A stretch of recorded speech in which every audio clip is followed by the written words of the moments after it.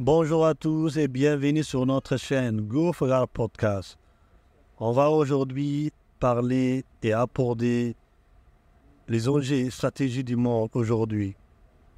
Aujourd'hui, nous allons plonger dans un sujet intéressant, crucial, la géopolitique de l'eau, un enjeu majeur du XXIe siècle. Savez-vous que l'eau, ressource vitale, est au cœur du conflit et des négociations internationales. Dans un monde marqué par le changement climatique, la croissance démographique, son accès devient stratégique. Alors, chers mes amis, découvrons ensemble pourquoi l'eau est la nouvelle frontière des relations géopolitiques.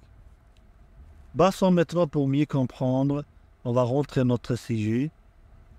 Une ressource, première étape, on va essayer de parler une ressource précisée et discutée. L'eau douce ne représente que 2,5% de l'eau présente à l'échelle, surtout à l'échelle de Terre. Sur Terre, seulement 1% est facilement accessible pour la consommation humaine. Avec une population mondiale en constant, plus en plus augmentée, les tensions autour de cette ressource s'intensifient considérablement.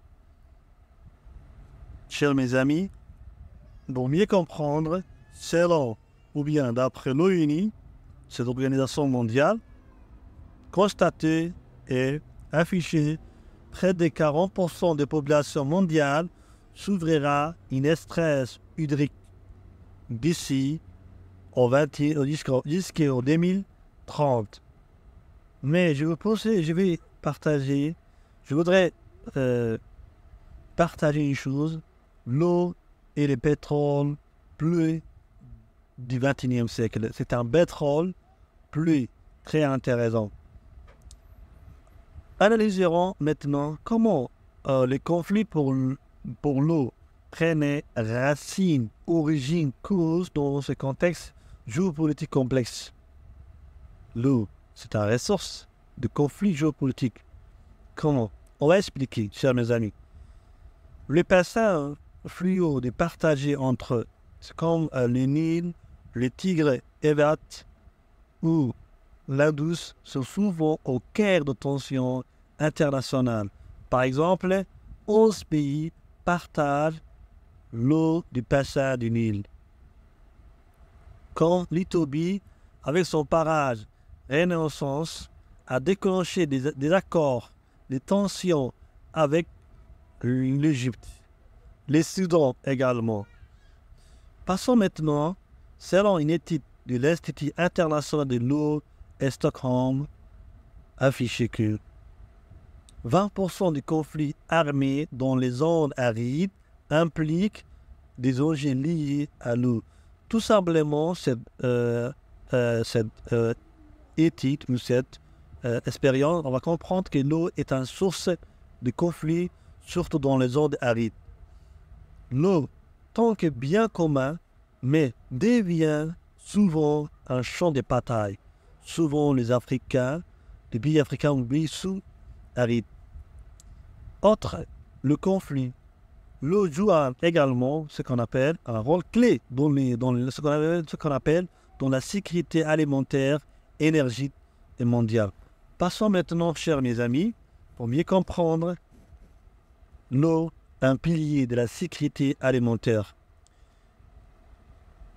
Environ 70% de l'eau douce utilisée dans le monde est destinée à l'agriculture, mais cependant, avec l'augmentation des sécheresses accrues, du changement également du XXIe siècle, des terres agricoles mondiales risquent de devenir non productives jusqu'au 2050. L'exemple du lac de Tchad, qui a perdu 90% de son surface, environ 50%, montrant l'impact direct de la pénurie d'eau sur les populations locales et la sécurité alimentaire. On va remarquer ici que le Tchad est un pays central de l'Afrique qui a perdu son lac durant 50 ans. C'est à cause des sécheresses et du changement climatique. Si l'agriculture dépend de l'eau, les paysans, on va dire que les produits énergétiques mondiaux en dépendent également de manière croissante. Chers mes amis, pour mieux comprendre l'eau au cœur des enjeux énergétiques. Comment? Tout simplement, la production d'énergie hydroélectrique représente environ 16% de l'électricité mondiale.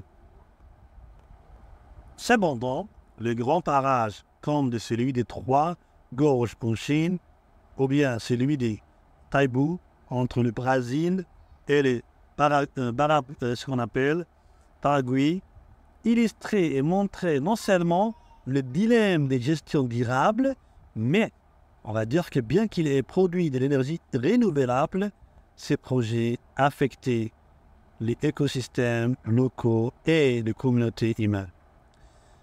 Mais, d'après le Banque mondiale, 40% des conflits liés à l'eau concernaient des projets énergétiques. Produire de l'énergie verte ne doit pas assécher l'avenir des générations du futur. Mais au-delà des impacts régionaux, le changement climatique exacerbe le défi lié à l'eau. Chers mes amis, passons maintenant pour mieux comprendre le changement climatique aggravé les pénuries d'eau. D'après, ou bien ici, jusqu'au 2050, le changement climatique pourrait réduire la disponibilité de l'eau douce de 20% dans certaines régions. Comme souvent, ou bien principalement, comme les Moyen-Orient, l'Afrique Nord, par exemple le fleuve Colorado aux États-Unis, a vu que depuis diminué de 20% depuis 2000, juste en raison de la hausse des températures, ces crises hydriques risquaient de forcer des millions de personnes à migrer, transformer de l'eau en facteur de détermination des migrations. On va dire que le pénurie d'eau, c'est un facteur principal déterminant des migrations climatiques. Mais, chers mes amis, face à ce défi croissance, la coopération internationale devient indispensable pour la coopération internationale. Comment? C'est un nécessaire urgent. C'est un nécessaire urgent. Comment?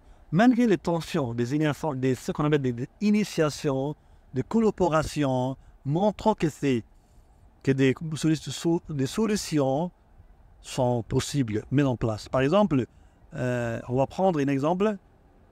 Le traité de l'Indus en 1960 entre l'Inde et le Pakistan reste un modèle de coopération, même en période de conflit. Selon UNESCO, affiché que 80% des accords sur l'eau transfrontières ont réussi à réduire ce qu'on appelle les tensions entre les 50 dernières années. Cela nous montre que ces efforts doivent s'intensifier pour répondre aux besoins du XXIe siècle. Partager l'eau, c'est partage l'espoir. Enfin, réfléchissons comment l'innovation peut transformer la gestion de l'eau à l'échelle mondiale. Chers mes amis, pour bien comprendre, on va essayer de souligner l'innovation, l'usure de ce qu'on appelle un usure d'espoir. Les technologies telles que la désalinisation, la gestion intellectuelle des ressources offrent souvent ce qu'on appelle, ces techniques qu'on appelle désalinisation, offrent des solutions prometteuses, préférables. Par exemple, on va prendre un exemple, Israël, recycler en termes de l'eau, 90% de ces eaux usées pour irrigation, ce qu'on appelle, c'est un record mondial. C'est elle qui est le premier. Bon. De plus, le capteur de numérique permet des gestions de précisément de l'eau dans le village intelligent. Mais, pour mieux comprendre, investir dans ces technologies pouvait réduire de 30% la perte d'eau due aux fuites, selon le World Resources Institute. Chers mes amis, la technologie pourrait bien être la clé principale pour résoudre la crise de l'eau. Maintenant, nous allons arriver à notre conclusion. On va dire que l'eau est un défi pour l'avenir. La géopolitique de l'eau est sans aucun doute, sans écouter, je vous dis des choses, un enjeu majeur du XXIe siècle. De conflits aux innovations passant par la sécurité alimentaire et énergétique, mais cette ressource est au centre des préoccupations mondiales. C'est un centre, on va dire, au centre des préoccupations mondiales. Si les tensions autour de nous sont inévitables, elles peuvent être transformées en opportunités de coopération et en protégeant et en partageant cette ressource vitale. L'humanité peut assurer un avenir durable et équitable. Merci de votre écouter ce podcast et ce sujet très intéressant. Je vous dis à la prochaine fois, un autre sujet très abordable et intéressant. Au revoir.